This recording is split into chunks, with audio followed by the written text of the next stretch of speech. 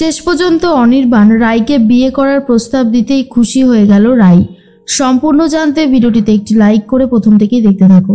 গল্পের শুরুতেই দেখা যায় রায় তো অন্য অফিসে জয়েন করবে বলে ঠিক করেছিল, কিন্তু তখনই অনির্বাণ বলে, দেখো রায়, তুমি অন্য অফিসে কিছুতেই জয়েন করতে পারো না, তোমাকে এই অফিসেই থাকতে হবে। রায় তখন বলে, কেন? আমাকে এই অফিসেই কেন থাকতে হবে? আমি এই অফিসে তো রেজিগনেশন লেটার দিয়ে দিয়েছি, আর আপনি সেই রেজিগনেশন লেটার অ্যাকসেপ্টও করেছেন। তখনই অনির্বাণ বলে, কোথায় অ্যাকসেপ্ট করেছি? সেই রেজিগনেশন লেটার আমি ছিঁড়ে ফেলে দিয়েছি কুটি কুটি করে। আমি তো সেটা অ্যাকসেপ্ট করিনি, আর আমি তোমাকে এখান থেকে ছাড়িও নি। তাই তোমার নতুন কোম্পানিতে গিয়ে আমি যদি বলি যে তুমি এখনও আমার কোম্পানিতেই কাজ করো, তাহলে তুমি কি করে যাবে বলো তো? আর তারাও বা তোমাকে অ্যাকসেপ্ট করবে কেন? এটা শোনার পরেই রায় বলে, স্যার, এটা কিন্তু আপনি ঠিক করছেন না। আমার নতুন চাকরির জয়েনের দিন আপনি এরকম ঝামেলা করবেন না স্যার, প্লিজ, আমি হাত জোর করছি, আমাকে যেতে দিন। অনির্বাণ বলে, না স্যার, না, তুমি কোথাও যাবে না।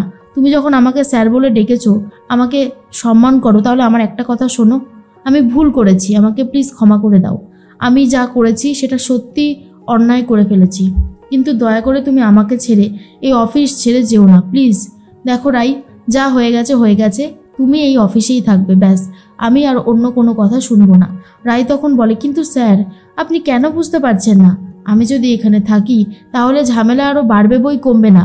পার্সোনাল ব্যাপার এই প্রফেশনাল ব্যাপারগুলোর মধ্যে চলে আসবে, সেখানে আপনি না পারবেন নিজেকে কন্ট্রোল করতে, না আমি পারবো নিজেকে সামলাতে। তাই বলছি, আমার এই অফিস থেকে চলে যাওয়াটাই ভালো।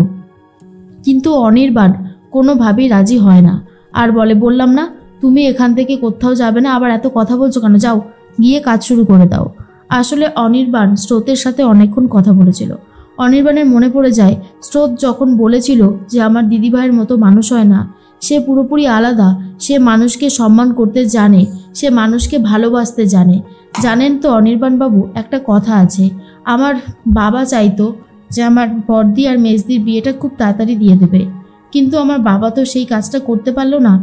বর্দি মানে রাই মুখার্জি, সে নিজের স্বপ্ন পূরণ করার আগেও তার বোনেদের কথাই ভেবেছে মেজদির কথা, যে মেজদি কি করবে। তাই মেজদির জীবনটাকে সুনিশ্চিত করতেই কিন্তু সূর্যদার সাথে বিয়েটা দিয়ে দিয়েছিল। জানি বর্দি সেই সময় অন্যায় করে ফেলেছিল, কিন্তু মানুষ যখন কোনো কিছু করে তখন যে সে সবসময় জেনে বুঝে করছে তেমনটা না, পরিস্থিতির চাপে পড়েও সে অনেক কিছু করতে পারে। তাই বলছি, দয়া করে আপনি আমার দিদির সম্পর্কে আর কোনো বাজে মন্তব্য করবেন না। আমার দিদি কিন্তু খুব ভালো একজন মানুষ, যে সবার খেয়াল রাখে। সারাদিন এই হাড়খাটুনির পরেও বাড়িতে গিয়ে দিদিভাই সবার জন্য রান্না করবে, জানেন? দিদিভাই সবার এতটাই খেয়াল রাখে, বৌমণি থেকে শুরু করে আমি, মা, দাদাভাই, সবার কি লাগবে কি লাগবে না সবটা দিদিভাই নিজে হিসাব করে রাখে। সেই মানুষটাকে আপনি যদি খারাপ বলেন, আমি কখনোই অ্যাকসেপ্ট করতে পারবো না। আমার দিদি খুবই ভালো একজন মানুষ, যে সবসময় অন্যের কথা ভেবে গেছে। সূর্যদাকে বিয়ে করে দিভাই পারতো নিজের মতো নিজের জীবনটাকে খুশিতে ভরিয়ে রাখতে, কিন্তু সেই মুহূর্তে দাঁড়িয়ে দিভাই এটা করতে পারেনি শুধুমাত্র আমাদের কথা ভেবে, কারণ সেই মুহূর্তে আমাদের সংসারে আর্নিং মেম্বার বলতে কেউ ছিল না। তাই দিভাই আর্ন করবে বলে ঠিক করায় সূর্যদাকে বিয়ে করতে পারেনি, কারণ সূর্যদাদের বাড়িতে একটা কন্ডিশন ছিল যে বাড়ির বউরা কখনো চাকরি করে না। এবার আপনি বুঝতে পারছেন তো? অনির্বাণ তখন স্রোতকে বলেছিল, শোনো, তোমার দিদির ভালোবাসার মানুষটি হয়ে উঠতে গেলে কি কি যোগ্যতা লাগবে আমাকে বলো, আমি সেই যোগ্যতা চেষ্টা করব অর্জন করার। তখনই স্রোত বলেছিল, আগে ভালো মানুষ হন, আমার দিদিভাইকে বোঝার চেষ্টা করুন, দিদিভাইয়ের পাশে থাকুন, দেখবেন বাদবাকিটা সব এমনিতেই হয়ে যাবে। অনির্বাণের সেই কথাটা মনে পড়তেই অনির্বাণ বলে, রাই, আমি তো তোমাকে আমার কাছে টানবই, দেখি তুমি কি করে দূরে সরে থাকতে পারো। এর পরের বার থেকে রাই এই অনির্বাণের সাথেই আসা যাওয়া করতো, একসাথে তারা রেস্টুরেন্টেও যেত, অনেক সময় কাটিয়েছে। এই করতে করতে বেশ কয়েকটা দিন চলে যেতেই অনির্বাণ একদিন রাইকে বলে, রাই, তোমার সাথে আমার কিছু গুরুত্বপূর্ণ কথা আছে, যেগুলো তোমাকে বলতেই হবে। তখন রাই বলে, হ্যাঁ বলুন না, কি বলবেন? অনির্বাণ বলে, আমি কথাটা এত দেরি করে বললাম কেন সেটা জেনে তুমি আবার রিয়াক্ট করবে না তো? প্লিজ একটু বোঝার চেষ্টা করো। রাই তখন বলে, না না, রিয়াক্ট করবো কেন, আপনি বলুন না, আপনি কি বলবেন? অনির্বাণ বলে, আমি খুব সামনেই বিয়ে করছি, আমার বিয়ে ঠিক হয়ে গেছে। আর এই কথাটা শোনার পরেই রাই তো চমকে যায় আর বলে, তাই? এটা তো খুব ভালো কথাই। অনির্বাণের কাছে ঠিক তখনই ফোন চলে এসেছে।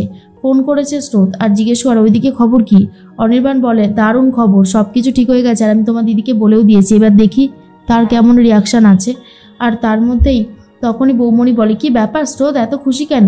স্রোত তখন বলে, দারুণ একটা খবর। আরে অনির্বাণ দা তো দিদিকে বলে দিয়েছে। দিদি তো এখনো জানেই না যে অনির্বাণ দার কার সাথে বিয়ে ঠিক হয়েছে। যা মজা হচ্ছে না বৌমণি।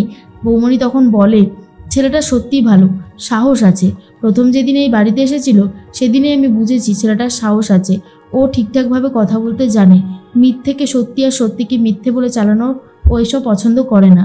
এর মধ্যেই চলে এসেছিল নীলু। নীলুকে দেখার পর স্রোত আর বৌমণি দুজনেই চুপ করে যায়। নীলু তখন বলে, কি ব্যাপার বলো তো?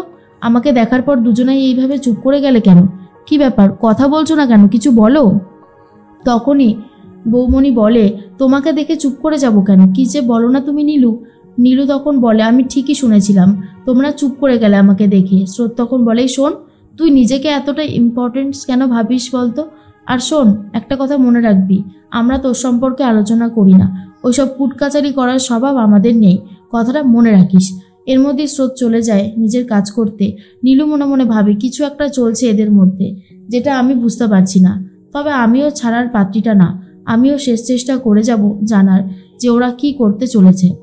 এর মধ্যেই অনির্বাণ রাইকে ডাকে আর বলে, রাই, আমি তোমাকে একটা এত ভালো খবর দিলাম, আমার বিয়ে ঠিক হচ্ছে, কই তুমি তো কিছু বললে না? রাই তখন বলে, কি বলবো স্যার, আমি তো নিজেও খুব খুশি হয়েছি। আপনি যে বিয়ে করছেন এটা তো ভালো খবর, অফিসে সবাইকে জানান। তখন রায়ের কথা শুনে অনির্বাণ বলে, সে তো একটা সময় অফিসের সবাই জানবেই, তুমি এসব নিয়ে এত ভেবো না। শোনো না, কাল আমি আমার উডবি ওয়াইফের সাথে মিট করতে যাব, তুমিও আমার সাথে যাবে। রায় তখন বলে, হ্যাঁ, আপনি আপনার উডবি ওয়াইফের সাথে কথা বলতে যাবেন আর আমি যাব কেন বলুন তো? না না স্যার, এটা হতে পারে না, এটা হবে না। অনির্বাণ বলে, আরে বাবা, সেই মেয়েটা কেমন, ফার্স্টবার তাকে দেখবো, আমি যদি চিনতে না পারি? তুমি তো চিনতে পারবে, তুমি তো খুব ভালো মানুষ চিনতে পারো, তুমি আমার সাথে যাবে। রায় তখন বলে, অসম্ভব, আপনি তাকে কোনোদিনও দেখেননি, না দেখে ভালোবেসে ফেললেন? অনির্বাণ বলে, ধরে নাও তাই, কিন্তু তোমাকে আমার সাথে যেতেই হবে। রায় তখন বলে, অসম্ভব স্যার, আমার পক্ষে সম্ভব না, আমি এভাবে যেতে পারি না। তাছাড়া এভাবে গেলে মেয়েটার ইনসাল্ট হবে, এটা আপনি কেন বুঝতে পারছেন না?